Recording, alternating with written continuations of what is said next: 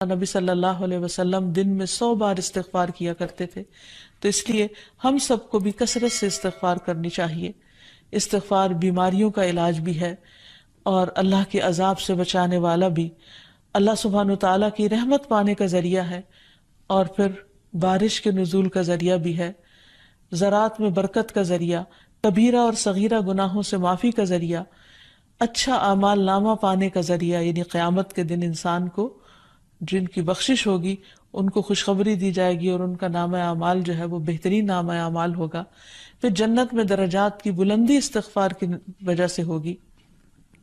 تو اس لیے ضروری ہے کہ ہم اٹھتے بیٹھتے اپنے گناہوں کی معافی مانگتے رہیں، اور استغفار کے لیے انسان اپنی زبان میں بھی اللہ تعالیٰ سے بخشش مانگ سکتا ہے، لیکن بہتر یہ ہے کہ اگر انسان قرآنی دعاؤں اور مسنون دعاؤں کا سہارا لے اور ان کو سیکھ بھی لے، کیونکہ یہ ہم سب کی ضرورت ہے۔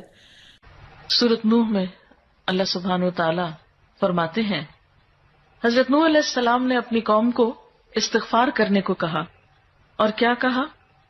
فَقُلْتُ اسْتَغْفِرُوا رَبَّكُمْ، میں نے اپنی قوم سے کہا کہ اپنے رب سے استغفار کرو، اپنے رب سے معافی مانگو۔ تو نتیجہ کیا ہوگا؟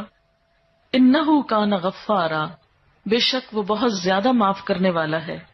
يُرْسِلِ السَّمَاءَ عَلَيْكُمْ مِدْرَارًا، تم پر آسمان سے خوب بارشیں برسائے گا، آسمان کو تم پر برسنے والا بنا دے گا۔ وَيُمْدِدْكُمْ بِأَمْوَالٍ وَبَنِينَ، تمہیں مال اور بیٹوں سے مدد دے گا۔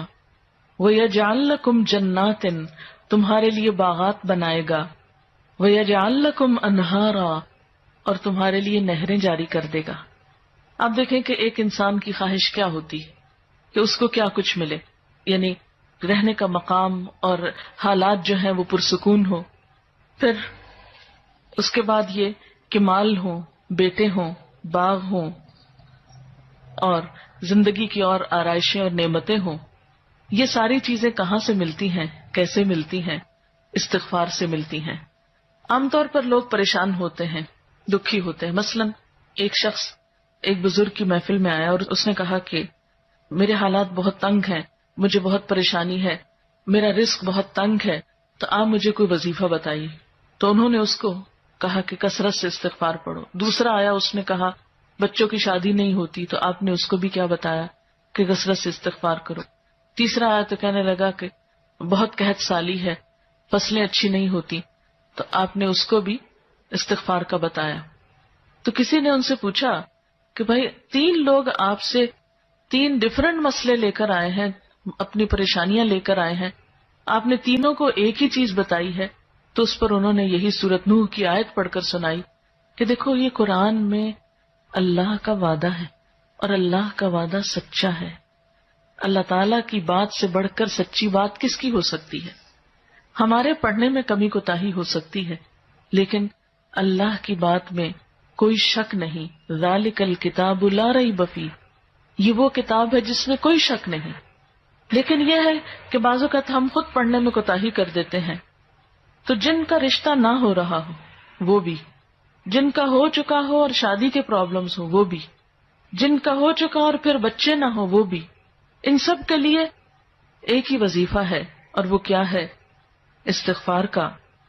پھر اسی طرح ایک اور جگہ پر ایک اور پیغمبر نے اپنے لوگوں سے کہا وَاسْتَغْفِرُوا رَبَّكُمْ ثُمَّ تُوبُوا إِلَيْهِ إِنَّ رَبِّي رَحِيمٌ وَدُودٌ، اپنے رب سے معافی مانگو اور اس کی طرف پلٹ آؤ، بے شک میرا رب رحیم ہے اور اپنی مخلوق سے بہت محبت رکھتا ہے۔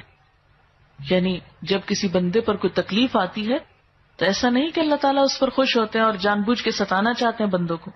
اللہ تو بندوں کے حق میں بہت مہربان ہے۔ پھر سوال یہ پیدا ہوتا ہے کہ تکلیف آتی کیوں؟ اگر وہ ہم سے محبت کرتا ہے اور وہ بہت مہربان ہے، تو بات یہ ہے کہ کچھ چیزیں ہم اچھے حالات میں سیکھتے ہیں اور کچھ چیزیں ہم ہارڈ شپ سے سیکھتے ہیں۔ کچھ نعمتوں کی قدر ہم اچھے طریقے سے ویسے ہی کر لیتے ہیں، اور کچھ چیزوں کی قدر ہمیں اس وقت آتی ہے جب کوئی مشکل پیش آتی ہے۔ آپ دیکھیے کہ اس کی مثال یوں ہی ہے کہ جیسے کچھ کھانے آپ کچے ہی کھا لیتے ہیں، جیسے فروٹس وغیرہ ہیں، آپ کو پکانے کی ضرورت نہیں ہوتی، لیکن کچھ کھانے آپ کو پکا کر کھانے ہوتے ہیں۔ اسی طرح زندگی میں کچھ حالات ایسے ہوتے ہیں کہ جن میں آپ آرام سے سیکھ جاتے ہیں، یا کچھ باتیں آپ کو بغیر کسی مشکل کے سمجھ میں آ جاتی ہیں، لیکن کچھ باتیں آپ کو مشکل آنے پر سمجھ آتی ہیں. اور جس طرح انسان پختہ اور میچیور ہوتا ہے مشکلات میں، آپ نے دیکھا ہوگا کہ جو بچے ہارڈ شپس میں پلتے ہیں وہ بڑے ہو کر ان میں اسٹیمنا زیادہ ہوتا ہے، لیکن جو بچے بہت نعمتوں میں اور نازوں میں پلتے ہیں وہ اتنے بہادر اور اتنے ہمت والے نہیں ہوتے. اس لیے دھوپ اور چھاؤں، غم اور خوشی، دونوں اس کائنات کا حسن ہے. دن اور رات ایک بہت بڑی نشانی ہے ہمارے لیے.